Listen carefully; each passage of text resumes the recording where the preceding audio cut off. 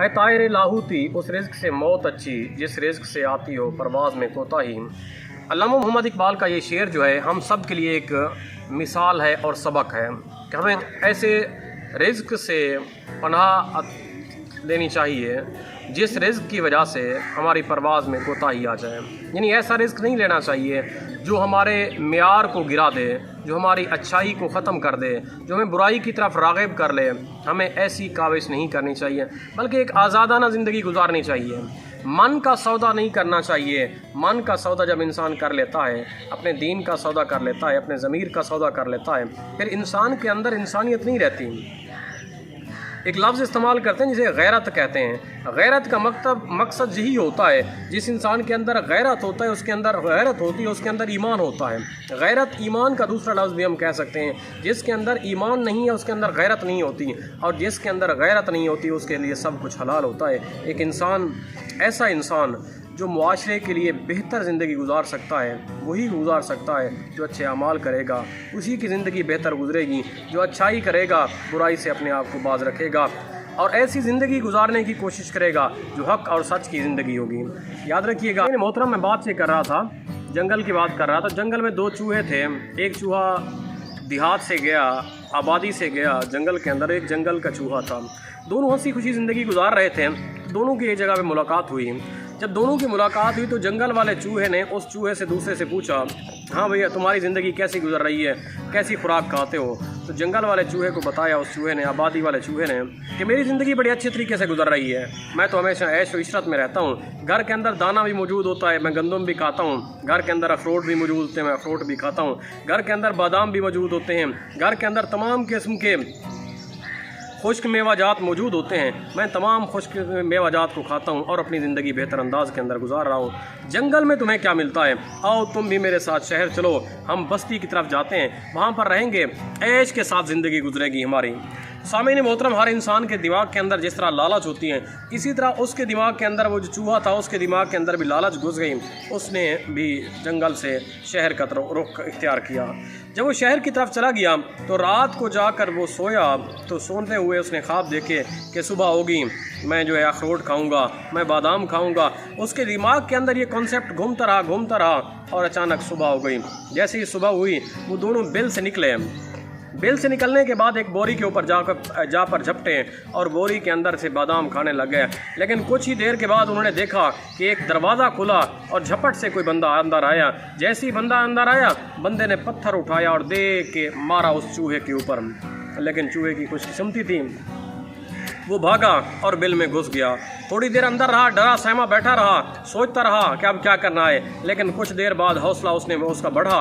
हौसला बढ़ाने के बाद दोबारा वो निकला और दोबारा उस बोरी पे झपटा ही था कि दोबारा वो बंदा आया और उसने पत्थर दे मारा उस चूहे को। लेकिन पत्थर चूहे को ना लगा। इस मरतबा भी चूहा खुशकिस्मत था और उसकी जान बच गई। जब वो बिल के अंदर घुसा तो उसने सोचा, यार ऐसी ज़िंदगी से तो मौत बेहतर है। ऐसी ज़िंदगी से तो मैं वहाँ पर जंगल में रह रहा था, भूखा बैठा था और भूख बेहतर थी इस ज़िंदगी से जिस ज़िंदगी के अंदर मैं अब बैठा हूँ। खौफ की ज़िंदगी नहीं चाहिए मुझे।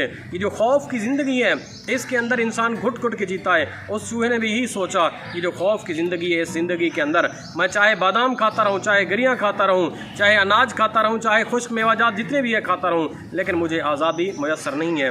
इस बात के ऊपर उस चूहे ने क्या किया, अगली रात निकलता हुआ वापस जंगल में चला गया।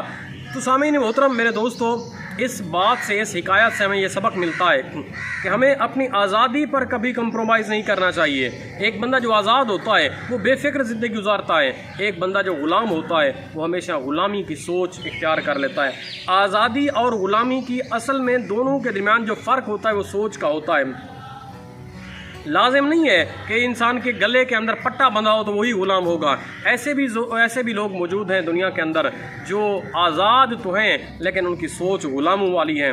ऐसे लोग भयानक किस्म के लोग होते हैं। ऐसी सहाफ़त भी मौजूद है जिनको हम लिफाफा सहाफ़ी कहते हैं। ऐसे लोग भी मौजूद हैं दुनिया के अंदर जो प्रोपेगेंडा करने पर लगे होते हैं, जो दूसरों का माफ़ी व ज़मीर लिखने में, माफ़ी व ज़मीर बयान करने में लगे होते हैं, जो अपनी बात नहीं कहते, हक़ सच की बात नहीं कहते। याद रखिएगा, बंदा आज़ाद वही होता है, एक तो जिस्मानी तौर पे आज़ाद होना चाहिए, दूसरा फ़िक्री तौर पे आज़ाद होना चाहिए।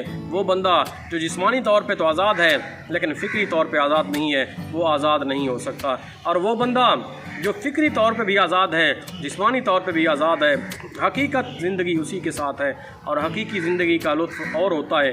याद रखिएगा, ग़ुलामाना सोच हमेशा ग़ुलामी जन्म लेती है, ग़ुलामाना सोच से ही ग़ुलाम जन्म लेते हैं और आज़ादी वाली सोच से ही आज़ाद जन्म लेते हैं। हमें ज़रूरत है, तो ऐसी ज़रूरत है, ऐसी सोच की ज़रूरत है जो आज़ादाना लोग पैदा कर सकें, जो आज़ादी वाली राय रखने वाले लोगों को पैदा कर सकें, जो ऐसी सोच पैदा कर सकें जिनकी परवाज़ के अंदर रिज़्क़ की वजह से कोताही ना हो, जिनकी परवाज़ हमेशा शाहीन की तरह होनी चाहिए।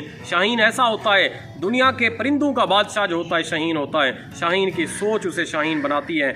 और करगिस का जहाँ जो होता है वो शाहीन के जहाँ से और क्यों होता है, उसकी वजह ये है कि करगिस की जो सोच होती है, वो जो गिद्ध होता है, करगिस होता है, उसने हमेशा मुर्दार को खाना होता है, लेकिन शाहीन ऐसा होता है जिसने अपना शिकार करना होता है, जिसकी नज़र भी तेज़ होती है, जिसके पंजों के अंदर ताकत भी होती है। ये शाहीन को इकबाल ने क्यों कहा है, मुसलमानों को शाहीन इकबाल का क्यों कहा जाता है?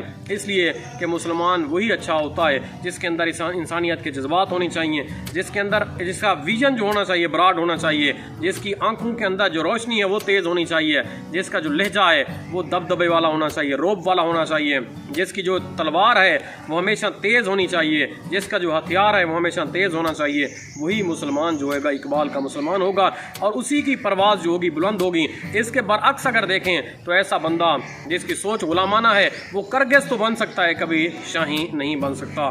दुआ गो हूँ कि अल्लाह पाक हमें शाहीन बनने की तौफीक अता फरमाए।